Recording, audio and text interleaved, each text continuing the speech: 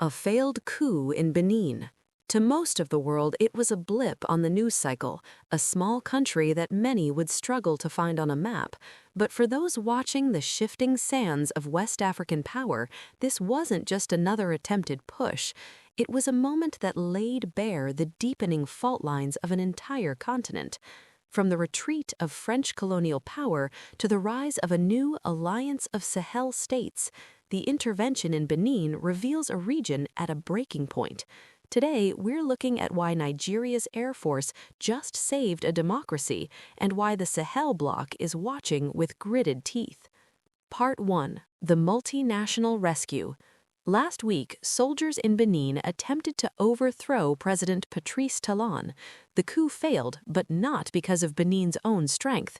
It was saved by a lightning-fast multinational intervention led by the Economic Community of West African States, or ECOWAS. Nigeria, the regional giant, spearheaded the move. Abuja dispatched its air force to bomb rebel positions and support pro-government troops.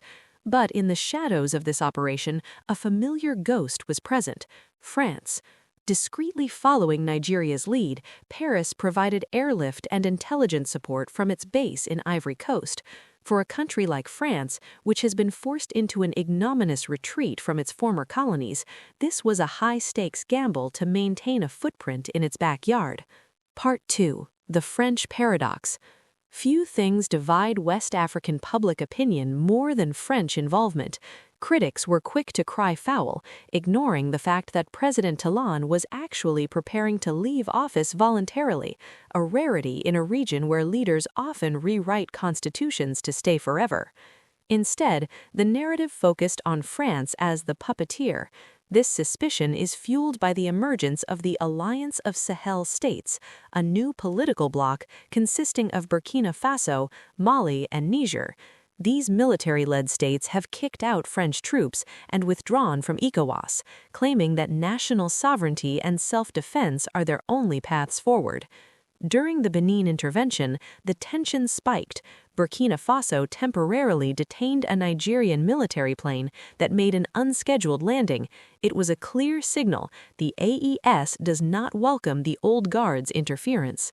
Part 3. Nigeria's true motives. Is Nigeria acting as a French proxy? The evidence suggests a much more domestic motivation. Nigeria isn't just protecting a neighbor, it's protecting itself. Nigeria is currently besieged by Islamist insurgencies and localized banditry. Furthermore, it faces diplomatic pressure from the West, including false claims from the U.S. administration regarding religious genocide. Nigeria's intervention was a matter of survival. A successful coup in Benin would have left Nigeria completely surrounded by military-run or unstable states. The AES to the north, a coup-hit Benin to the west, and a corrupt Cameroon to the east. For Abuja, the cost of inaction was a total regional collapse that would have funneled more insurgents across its borders. Part 4. The New African Geopolitics. This event proves that African geopolitics are increasingly driven by internal interests rather than outside big power competition. While the US and China jostle for minerals in the Congo and Guinea, regional players like Rwanda, Uganda, and Nigeria are pursuing their own strategic depths. Historically, Nigeria has played this role before. During the 1990s, despite being under a military dictatorship itself, Nigeria deployed troops to save Sierra Leone and Liberia from rebel forces. While their conduct wasn't always perfect, these interventions prevented a grim future of total regional anarchy. Part 5. The Challenge of the Giant. The biggest challenge for West Africa isn't actually France or China, it's Nigeria itself. Since independence, Nigeria has underperformed. It trails its neighbors in electricity, education, and wealth generation despite its massive potential. Its elites are often detached, and its governments frequently appear in a state of torpor. Intervening in Benin won't fix Nigeria's internal rot overnight. However, it signals the development of a serious national security policy. By engaging deeply with its neighbors and taking responsibility for regional stability, Nigeria is taking the first steps towards a true sense of national purpose.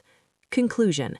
The failed coup in Benin wasn't just a story about one small country. It was a collision between the old colonial influence of France, the new military nationalism of the Sahel, and the awakening of a regional giant in Nigeria. But can Nigeria lead a democratic bloc while its own internal security is crumbling? Or is the Alliance of Sahel States the real future of the region? I want to know your thoughts. Is Nigeria the stabilizing force Africa needs, or is it just a big brother overstepping its bounds? Let's discuss it in the comments. If you want more deep dives into geoeconomics and power shifts of the Global South, make sure to subscribe to GlobalEye and hit that notification bell. We're watching the world so you don't have to.